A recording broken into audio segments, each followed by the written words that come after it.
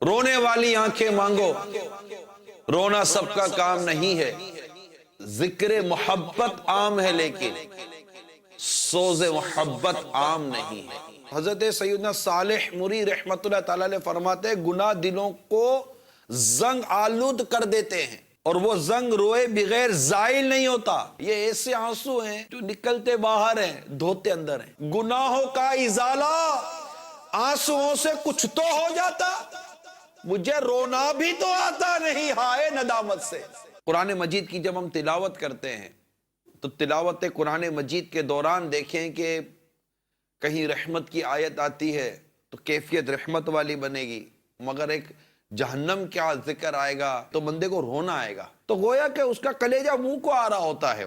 جیسے سورہ یاسین کے اندر اللہ تبارک و تعالیٰ فرماتا ہے وَامْتَازُوا الْيَوْمَ أَيُّهَا الْمُجْرِمُونَ کہ قیامت کے روز ندا کی جائے گی اے مجرموں الگ الگ ہو جاؤ، تو 1000 میں سے 999 مجرم الگ کر دیے جائیں گے۔ اپنی مجرم والی جو حرکتیں ہماری، ہم جو اللہ تبارک و تعالیٰ کی نافرمانیاں کرتے ہیں، ان نافرمانیوں کا بندہ یاد کرے گا نا کہ میرے سر پر اتنی نمازوں کا بوجھ جو قضا نمازیں ہوئی ان کا بار، گانے باجوں کا بوجھ، جھوٹ و غیبت کا بوجھ، ماں باپ کی نافرمانی، تو سود تو رشوت، اب یہ گناہوں کا بوجھ لیے میں مجرم بن کر اگر قیامت کے روز اٹھایا گیا تو میرا کیا بنے گا؟ اور قرآن ہی کہتا ہے یومئذ تحدث اخبارہا، زمین اگل دے گی اپنے راز، عذاب کہیں گے کہ اس نے کیا کام کیا۔ جس زمین پر میں نے گناہ کیا وہ زمین میرے خلاف گواہیاں دے گی۔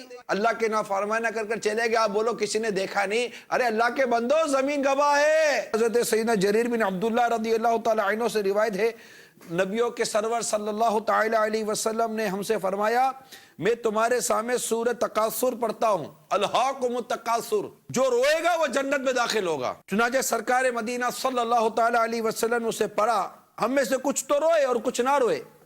جو نہیں رو سکے تھے تو انہوں نے عرض کی یا رسول اللہ صلی اللہ تعالی علیہ وآلہ وسلم ہم نے رونے کی کوشش کی مگر رو نہ سکے۔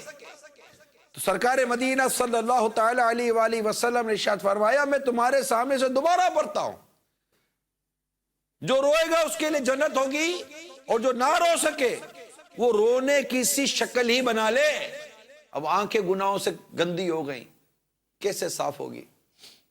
آنسو نکالے آنسو، کوشش کرے اللہ کی رضا کے، نہیں نہ سر جھکاؤ، اللہ کے حضور دعا کرو یا اللہ مجھے رونا کیوں نہیں آتا، مجھے بھی رونا نصیب کر۔ یہ اعلیٰ حضرت کے والد ماجد کی کتاب ہے احسن الویہ لآداب دعا، لکھتے ہیں کہ دعا کے دوران کوشش کرے کہ آنسو ٹپک جائے، آنسو بہہ جائے، اگرچہ ایک ہی قطرہ ہو کہ دلیل اجابت ہے یعنی قبولیت کی دلیل ہے۔ رونا نہ آئے تو رونے کا سا منہ بنائے کہ نیکوں کی صورت بھی نیک یعنی اچھی ہے، کہ کوشش کرے کہ دعا میں ایک آدھ قطرہ آنسو کا ٹپک جائے۔ جب ہم دعا کرتے ہیں نا ایک آدھ قطرہ، ہم تو دیکھتے ہیں یار یہ بھی رو رہا ہے، یہ بھی رو رہا ہے، وہ بھی رو رہا ہے، ارے بھائی تمہیں رونا نہیں آتا؟ نہیں آتا رونا؟ ارے اسی پہ رو لو، اسی پہ رو لو کہ تمہیں رونا کیوں نہیں آتا۔ ارے سارے رو رہے ہیں، اللہ کا ذکر کر رہے تو رو رہے ہیں، دعا کر رہے تو رو رہے ہیں، اور یہ آپ کو دعوت اسلامی کے مدنی ماحول میں بہت ملے گا انشاءاللہ تبارک و تعالی۔ میرے امیر سنت کے فیضان ہیں کہ الحمدللہ دعوت اسلامی کے مدنی ماحول سے وابستگی کے بعد آپ دیکھیں گے کہ اللہ تعالیٰ کی رحمت سے رونے کی سعادت نصیب ہوتی ہے، رونا آتا ہے، گناہوں کو یاد کر کے رونا آتا ہے، احساس ندامت دلاتا ہے دعوت اسلامی کا مدنی ماحول۔ تو اگر رونے والی کیفیت، رونے والا جذبہ، رونے والا مزاج ہو، اور رونے کے اوپر بندہ غور کرے کہ خوف خدا سے رونا ایسا عظیم عمل ہے کہ جہنم کی آگ کو بجھا دیتا ہے اور نجات کا راستہ دکھاتا ہے۔ جی ہاں، حدیث پاک میں حضرت سیدنا عقبہ بن عامر رضی اللہ تعالیٰ عنہ فرماتے ہیں کہ میں نے عرض کی یا رسول اللہ صلی اللہ تعالی علیہ وآلہ وسلم نجات کیا ہے؟ نجات کتنا عظیم سوال ہے یہ۔ ارشاد فرمایا اپنی زبان قابو میں رکھو اور تم کو تمہارا گھر کافی رہے، اور اپنے گناہ پر رو لیا کرو، دوسروں کی عیب جوئی کے بجائے اپنی عیب جوئی کرو۔ ہمارا رونا تو روزگار کے لیے اور دنیا کی چیزوں کے لیے رونا، یعنی آنسو ہیں ہمارے بعد، ایسا نہیں کہ ہمارے آنسو نہیں ہیں، ابھی کچھ ہوگا ٹپ ٹپ ٹپ ٹپ آنسو نکلنا شروع ہو جائیں گے، یہاں آمدنی کم ہوگی رونا شروع کر دیں گے۔ غم روزگار میں تو میرے عشق بہ رہے ہیں، تیرا غم اگر رلاتا، تیرا غم میرے آقا یا رسول اللہ یا حبیب اللہ، میں جو یوں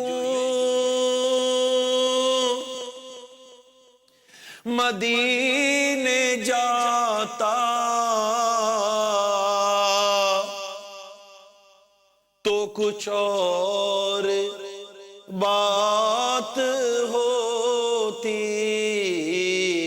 کبھی لوٹ کے نہ آتا تو کچھ اور